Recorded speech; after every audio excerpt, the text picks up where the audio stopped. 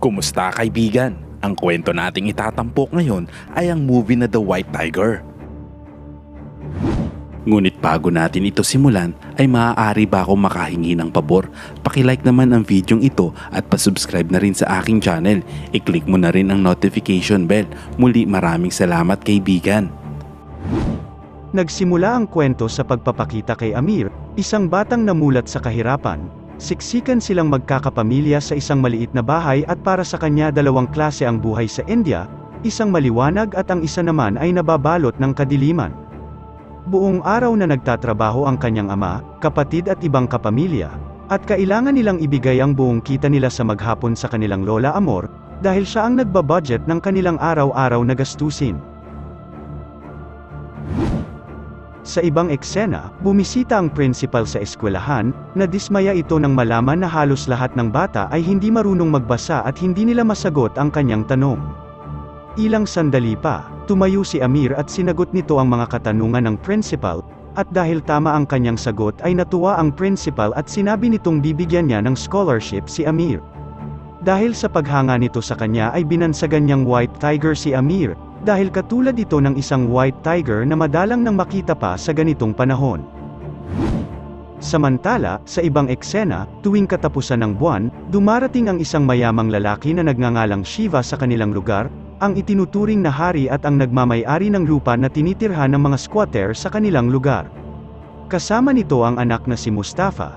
Sila ay naroon upang kumolekta ng 30% sa lahat ng kinikita ng mga taga roon. Ang masaklap pa, kahit wala nang kita ang mga mamamayan doon ay obligado pa rin silang magbigay sa grupo ni Shiva.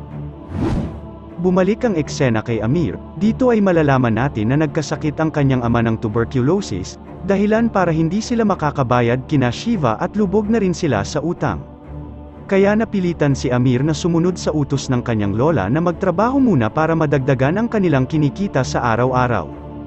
Isang araw, lumala ang sakit ng kanyang ama, at dinala niya ito sa hospital.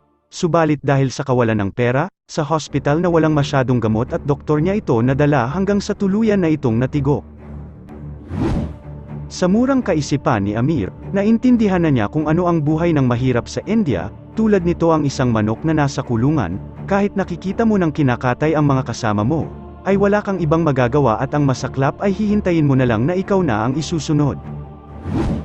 Sa kabilang banda, malalaman natin na sa India pala ay labis ang katapatan ng mga alipin, dahil hindi sila nakikialam sa pag-aari ng kanilang mga amo. Samantala, makikitang nasa wastong edad na si Amir, at mula noon ay hindi na ito nakabalik pa ng paaralan at hindi na siya nakapag-aral, dahil ipinagpatuloy na lang nito ang pagtatrabaho. Isang araw, sa pagpunta ni Shiva sa village, nakita ni Amir ang isa pang anak nito na si Harish. Nakadarating lang galing USA, si Harish ang namamahala sa mga business ng pamilya nila sa USA. Dahil marites si Amir ay narinig niya na nangangailangan ng karagdagang driver si Harish, naisip niyang pagkakataon niya na yun para makaalis sa kanilang lugar. Kinausap niya agad ang kanyang lola na gusto niyang mag-apply ng driver sa isang mayamang pamilya, ngunit tumanggi ang kanyang lola, at sinabi nito na manatili na lamang si Amir sa kanilang lugar kung saan siya nababagay. Ngunit nang sinabi ni Amir na buwan-buwan ay magpapadala siya ng pera at magiging pinakamayaman nito sa kanilang lugar, at bibilhan niya ito ng kumikinang na gintong tungkod na siguradong kaiinggitan ng lahat, agad na nagbago ang ihip ng hangin at agad siya nitong binigyan ng pera papunta sa syudad upang makapag-driving lesson at makakuha ng lisensya sa LTO. Lumipas ang mga araw, dahil sa kagustuhan niya ay madali lang natutunan ni Amir ang pagmamaneho ng sasakyan. Kalaunan, nagtungo siya sa mansyon ni Shiva at nag-apply bilang driver. Sinabi niya na matagal at veterano na siyang driver, pero hindi naniwala ang head security at sinabing hindi na sila naghahanap pa ng driver. Sakto namang lumabas si Shiva, kaya gumawa ng eksena si Amir para mapansin siya nito. Sinabi niya na taga-village siya, na kung saan lahat ng mga tao roon ay kilalang kilala at hinahangaan siya at ginagamit din nila ang kanyang pangalan sa pagdarasal para dumami ang kanilang ani. Nagustuhan naman ni Shiva ang mga sinabi ni Amir kaya sinubukan nilang ipamaneho ito ng sasakyan. Nakita nilang maayos naman magmaneho si Amir. Tinanong siya ni Mustafa kung umiinom ba siya. Sinabi ni Amir na wala siyang bisyo, masipag siyang tao, marami din siyang alam sa pagluluto at okay lang sa kanya kahit maliit lang ang kanyang sahod. Naniwala naman sa kanya si Harish at tinanggap siyang driver nito. Matapos ipagtanong ni Mustafa ang pinanggalingan ni Amir, nagsimula agad ito bilang assistant driver ni Harish, at dahil assistant lamang siya, obligado siyang magtrabaho ng kahit ano sa bahay, habang nakikita niya ang main driver nito na si Charman, na pa-chill-chill lang at parang isa ring amo kung umasta. Napansin din niya na hindi ito sumasabay ng pagkain sa mga utusan kung saan naalala niya ang isa niyang natutunan, na ang isang matagumpay na negosyante, alam dapat ang lihim ng kanyang kakumpetensya. Kalaunan, nakilala din ni Amir ang isa pa niyang amo, si Farha na galing din ng Amerika na asawa ni Harish. Tinanong ni Harish si Amir kung alam ba nito ang internet at Facebook, sinabi nito na mahilig din siyang magbasa ng mga libro, pero hindi pa siya nakakita ng internet, ngunit kung gusto ni Harish ay bibili agad si Amir sa tindahan. Napatawa na lamang si Harish at sinabi nito kay Farha, na ang kagaya ni Amir, na kaunti lang ang kaalaman, at kahit ito ay marunong magbasa at sumulat, hindi naman nakakintindi ng binabasa, ay ang lubos na matutulungan ng internet at sila ang magiging target market ng kanyang business. Sa narinig ni Amir, nasaktan siya nang sabihan siya na kaunti lang ang kanyang kaalaman, kaya't kinabukasan, pumunta siya sa bayan at pumasok sa computer shop, doon ay ni-research niya kung ano ang ibig sabihin ng internet. Sa ibang eksena, habang nag-uusap ang magpapamilya, sinabi ni Harish na ang IT sector ay lumalaki na ang demand, ibig niyang makipagsosyo sa American companies para dalhin sa India ang magandang serbisyo ng internet, ngunit, walang idea si Shiva sa internet kaya't nagtanong ito. Bigla namang sumausaw si Amir sa usapan nila at sinabi niyang dahil sa internet mapapadali ang pakikipag-ugnayan kahit malayo ang bawat isa. Binutukan siya bigla ni Mustafa. Hindi nagustuhan nito ang pagsali ni Amir sa usapan. Mangiyak-ngiyak na tumahimik si Amir at nagpatuloy na lamang ito sa pagmamasahe kay Shiva.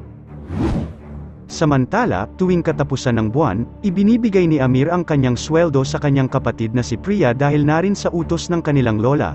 Kinuwento niya na maayos naman ang kanyang trabaho, kaya nainggit ang kanyang kapatid at gusto nitong masilip ang loob ng mansyon. Pero sinabi ni Amir na bawal pumasok ang hindi taga roon. Isang araw, dumating sa mansyon ng Chief Minister, narinig ni Amir na may problema ang pamilya sa tax ng kanilang negosyo, humihingi ang Chief Minister ng 2.5 million rupees kay Shiva para maayos ang kanilang problema sa gobyerno. Subalit hindi ito pumayag kung kaya nagalit ang minister at nagbanta itong masisira ang kanilang negosyo. At nang gabing iyon, nagdesisyon si Harish at Farha na pumunta sa Delhi upang makipag-usap sa ibang politiko para maayos ang problema nila sa negosyo. Dahil alam ni Amir na si Sharma ang isasama nilang driver, kaya't kinabukasan, kinausap niya si Sharma. Sinabi niya dito na alam niya ang sekreto nito, na isa itong Muslim. Kapag nalaman ni Shiva ang kanyang lihim siguradong magagalit ito, dahil ayaw na ayaw nito sa Muslim at sinungaling. Sa takot ni Sharma, agad itong nag-resign at nagmamadaling umalis ng mansyon, at dahil wala na si Sharma, si Amir na ang naging main driver ni Harish. Samantala, excited na si Amir na makarating sa malaking syudad. Nang makarating, sa isang magarang hotel sila nag-check-in, manghang-mangha si Amir sa ganda ng lugar na kanilang narating.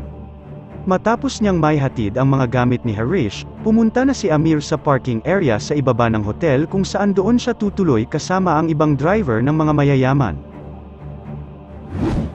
Sa sumunod na eksena, nakita ni Amir kung sino-sinong mga nasa gobyerno ang kinausap at sinuhulan ni Harish at Mustafa para maresolba ang kanilang kasong tax evasion.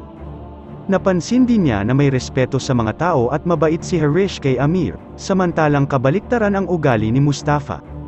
Dahil sa konting pagkakamali ni Amir, sinasaktan agad ito ni Mustafa, kaya't nang maunang umuwi ito, nakahinga ng maluwag si Amir. Simula ng araw na yun, lalo pa niyang nakita na naiiba si Harish sa kanyang pamilya, hindi nito itinuring na isa siyang mababang uri ng tao, kaya pakiramdam ni Amir ay nagkaroon siya ng isang mabait na kaibigan.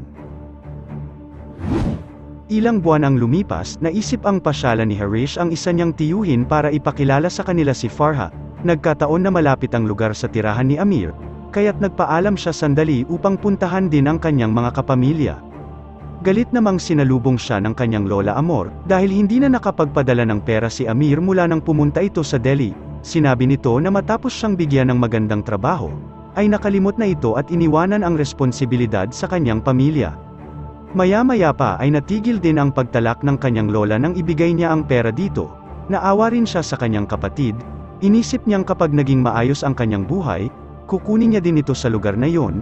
Nagulat naman si Amir nang sabihin ng kanyang lola na nakahanap na sila ng babaeng magiging asawa niya, panahon na daw para bumuo siya ng sarili niyang pamilya.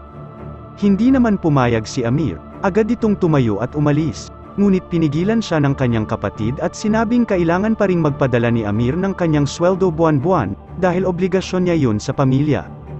Pero sinabi nito na hindi na siya magpapadala, dahil inuubos lang ng kanilang lola sa weteng ang kanyang pinaghirapan, tatanda at mamamatay sila katulad ng kanilang ama na hindi man lang nakabili kahit isang gamot. Samantala, sa ibang eksena, napansin ni Farha na napakadungis na ng damit ni Amir, kaya sinabi niya dito na mag-isip si Amir ng makakabuti para sa kanyang sarili o kaya naman ay magtapos ng pag-aaral, pero sinabi ni Amir na ang mga katulad niya ay pagiging utusan lamang ang alam at wala nang ibang mararating. Naikwento naman ni Farha ang kanyang buhay, na galing din siya sa mahirap na pamilya, pero nagsikap siya para makatapos ng pag-aaral at nakahanap ng trabaho, kaya hindi siya pwedeng maliitin ang pamilya ng kanyang asawa. Napagtanto ni Amir na tama si Farha, kaya sila tinatawag na mababang uri ng mga tao, dahil sa kanilang nakagisnan sa buhay.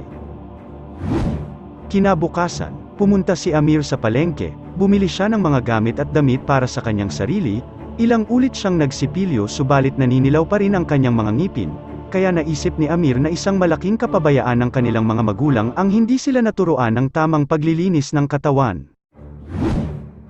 Isang gabi, birthday celebration noon ni Farha. Sinorpresa siya ni Harish at dinala sa party, madaling araw na nang umuwi ang mga ito. At habang tumatakbo ang sasakyan, napatingin si Amir sa likod, at nakita niyang naghahalikan si Harish at Farha. Napansin siya ni Harish kaya pinigilan nito si Farha, pero nagpumilit ito na siya ang magmaneho ng sasakyan, at dahil sa birthday nito, pinagbigyan siya ni Harish kaya't walang nagawa si Amir kung di sumakay na lang sa likod. Habang nagsa-sound trip sila ng malakas at nagkakantahan, napabilis naman ang pagmamaneho ng sasakyan ni Farha, hanggang huli na nang makita nilang may biglang tumawid na bata at nasagasaan ito. Lahat sila ay nabigla sa nangyari. Nakita naman ni Amir na walang ibang tao sa lugar. Pinigilan niyang tumawag ng pulis si Harish at sinabing wala na silang magagawa pa, at kapag hindi sila umalis agad ay malalagay sa problema si Farha. Mabilis namang ibinalik sila ni Amir sa hotel. Kinakabahan pa rin si Harish na baka may nakakita sa nangyari. Sinabi naman ni Amir na wag siyang mag-alala, dahil ang ganong bata ay isang palaboy lang at wala nang naghahanap na magulang dito. Kung mayroon man, wala na silang pakialam sa iba dahil sa dami ng kanilang anak. Mababa ang tingin sa kanila ng mga pulis, kaya kahit pumunta sila sa presinto para magreklamo ay pinagbabawalan sila. Kahit ganon ang nangyari, naisip ni Amir na tama ang kanyang ginawa, dahil napatunayan niya ang kanyang katapatan sa mga amo, at siguradong ang kapalit noon, ay lubos na silang magtitiwala sa kanya at magiging permanenteng driver na siya ng mga ito. Matapos ang 3 araw, ganoon na lang ang tuwang naramdaman ni Amir dahil naabutan niyang nakangiti sa kanya sina Shiva at Mustafa, lalo pa nang paupuin siya ni Shiva sa kanyang tabi. Pinuri nila si Amir sa kanyang ginawa. Maya-maya'y, isang papel na galing sa abogado ang ipinabasa kay Amir. Biglang nawala ang ngiti ni Amir, dahil isang confession letter ito, na nagsasaad na mag-isa lang siyang nasa sasakyan habang nagmamaneho. Nang aksidente niyang mabangga ang isang bata na kanyang tinakasan dahil sa takot. Tumanggi si Amir na pirmahan ang papel, ngunit sinabi ni Mustafa, na kinausap na nito ang kanyang lola at naiintindihan nito ang lahat. Naglagay ng thumb mark ang kanyang lola para patunay na pumapayag itong maging witness na si Amir ang nakaaksidente sa bata. Napatingin si Amir kay Harish, pero wala din itong magawa. Iniisip din ni Harish na ayaw niyang makulong sila ni Farha. Natuliro ang isip ni Amir ng oras na yun, at natakot siya sa kung anong maaaring gawin sa kanya ni Mustafa kung hindi siya pipirma, hanggang sa nanginginig na lang niyang pinirmahan ang confession letter. Pumasok sa isip ni Amir na para siyang manok na nakakulong at naghihintay na lang kung kailan papatayin ng kanilang amo. Labis na panlulumo rin ang kanyang naramdaman dahil hindi man lang siya ipinagtanggol ni Harish na akala niya ay may malasakit din sa kanya. Sumama din ang loob ni Amir sa kanyang pamilya at lola na hindi man lang inisip na maari siyang mapahamak sa pagpayag nilang mag-witness laban sa kanya. Makalipas ang ilang araw, habang nagkukwentuhan ang mag-aama, Nalaman ni Mustafa sa police station na walang report na may nagreklamo o may nakakita sa aksidente, pero inilihim nila ang lahat kay Amir. Hindi naman nakatiis si Farha. Sinabi niya kay Amir na wala na silang dapat ipag-alala dahil walang nagreklamo sa nangyari. Napaiyak sa tuwa si Amir, pero bigla siyang sinipa ni Shiva. Nagalit si Farha sa ginawa ni Shiva, hindi nakapagpigil si Farha, kaya't sinakal niya si Shiva dahilan upang magkagulo sila. Kahit alam ni Amir na wala ng kaso, kinakabahan pa rin siya dahil hawak pa rin ni Mustafa ang kanyang confession letter. Isang gabi, nagising si Amir dahil pumunta si Farha sa kanyang tinutuluyan. Nakiusap ito na ihatid siya sa airport. Habang nasa sasakyan, napansin ni Amir na malungkot si Farha. Hanggang pagdating sa airport, walang imik nitong ibinigay kay Amir ang isang envelope. Pag-alis nito, sa kanya nalaman na pera ang laman ng envelope. Galit naman si Harish nang malaman na iniwan siya ni Farha. Nagpaliwanag si Amir na hindi niya alam na hindi ito nagpaalam sa kanya, kaya't pinagsasampal siya ni Harish at sinabing nagtraidor ito sa kanya. Mula noon hindi na umalis ng hotel si Harish at palagi itong umiinom. Naramdaman naman ni Amir ang pagbabago ng ugali nito at pagtrato sa kanya. Ilang araw ang lumipas, nakausap ni Amir ang isa ring driver. Sinabi nito sa kanya na sa oras na umabot na sila sa edad na 55, at malabo na ang kanilang mga mata, wala na rin silang trabaho. Kawawa sila kapag tinanggal sila ng kanilang amo o kaya mamatay sa aksidente na walang pera. Kaya kailangan nilang mag-ipon, para pag wala na silang trabaho, may pera silang magagamit sa negosyo. Tinignan ni Amir ang binigay na pera sa kanya ni Farha. Naisip niya na malaki man yun, kulang pa rin kung sakaling tanggalin siya sa trabaho ni Harish, kaya ginawa ni Amir ang mga itinuro sa kanya ng ibang mga driver para kumita ng pera. Bumili siya ng peking repair order slip sa isang repair shop, upang makahingi ng pera kay Harish kahit wala siyang pinaayos sa sasakyan. Kapag bumibili siya ng gasolina, ang kalahati ng gasolina ay binibente niya sa ibang mga driver sa murang halaga. Nagpipick up din siya ng mga pasahero mula gabi hanggang madaling araw kung saan natutulog na si Harish. Hanggang isang araw, nakita ni Amir na nag-uusap sina Harish at Mustafa. Alam niya na pinag-uusapan ng mga ito ang paghahanap ng bagong driver na papalit sa kanya. Samantala, muling naging busy si Harish. Nang makalabas na ito ng hotel, nakalimutan nito ang kanyang cellphone kaya iniwan muna niya kay Amir ang dala nitong bag. Nang buksan niya ito, nakita niyang mga pera ang laman. Naisip ni Amir na nakawin ang mga pera, subalit siguradong papatayin siya ni Mustafa at ang kanyang buong pamilya. Ibig ng pamilya ni Harish na matalo sa eleksyon ang chief minister kaya kung saan-saan nagbibigay ng pera si Harish bilang suporta sa kalaban na partido ng chief minister. Hanggang isang araw nakita ni Amir na may kausap si Harish, at alam niya na ito na ang bagong driver na papalit sa kanya. Sa isang bato ibinuhos ni Amir ang kanyang galit at nang bumalik siya sa parking area, naabutan niya ang isang bata na nagpakilalang pamangkin niya, na si Darem. Sinabi ni Darem na pinadala siya ng kanyang lola para alagaan ni Amir at gawin ding driver. Ayon din sa sulat ng kanilang lola, galit na ang Diyos kay Amir dahil 7 buwan na itong hindi nagpapadala ng pera. Ipapadala din nila ang babaeng mapapangasawa ni Amir at kung tatanggi siya, si Shiva na ang kanilang pupuntahan. Samantala, pagkatapos ng botohan, nanalo pa rin ang babaeng chief minister, kaya walang nagawa sina Harish kung di muling makiusap sa chief minister, pero alam ng chief minister na nagbigay sila ng pondo sa kanilang kalaban sa eleksyon, kaya hiningian nila si Harish ng 4 na milyon para hindi sila magka-problema sa negosyo. Sumunod si Harish sa hinihingi ng chief minister, kumuha ito ng 4 na milyon. Subalit nang papunta na sila sa pinag-usapang lugar, nagtaka si Harish nang tumigil ang sasakyan. Lumabas si Amir, at sinabing kailangan niya ang tulong ni Harish para alisin ang nakaharang sa gulong. Paglabas ni Harish, bigla itong pinagsasaksak sa leeg ng basag na bote ni Amir, saka iniwan niyang wala ng buhay si Harish. Habang papalayo, sigaw ng sigaw si Amir at tumetawa habang tinitingnan ang bag ni Harish. Kinuha ni Amir ang kanyang pamangkin at sumakay ng tren hanggang makarating sila sa Bangalore. Nagpagupit si Amir at nag-ayos sa sarili. Saka siya pumunta sa police station at sinuhulan ng chief police para sa itutulong nito sa kanyang pinaplanong negosyo. Pinahuli ng chief of police ang lahat ng taxi driver sa syudad na expired na ang lisensya, dahil na rin sa utos ni Amir. Doon nagsimula ang kanyang negosyo na pinangalan ng White Tiger Drivers. Nagsimula sa 30 ang kanyang mga drivers. Nang tumagal, dumami ng dumami ang kanyang mga tauhan. Hindi naman itinuturing ni Amir na utusan ang kanyang mga driver, kundi mga empleyado na may kontrata at maayos na pasahod. Kapag nakakaaksidente ang kanyang mga driver, siya mismo ang umaayos ng problema, binabayaran niya agad ng tama ang pamilya ng naaksidente. Lumipas ang ilang taon, ang nakuha niyang 4 milyon noon kay Harish ay naging 60 milyon na lahat sa bangko.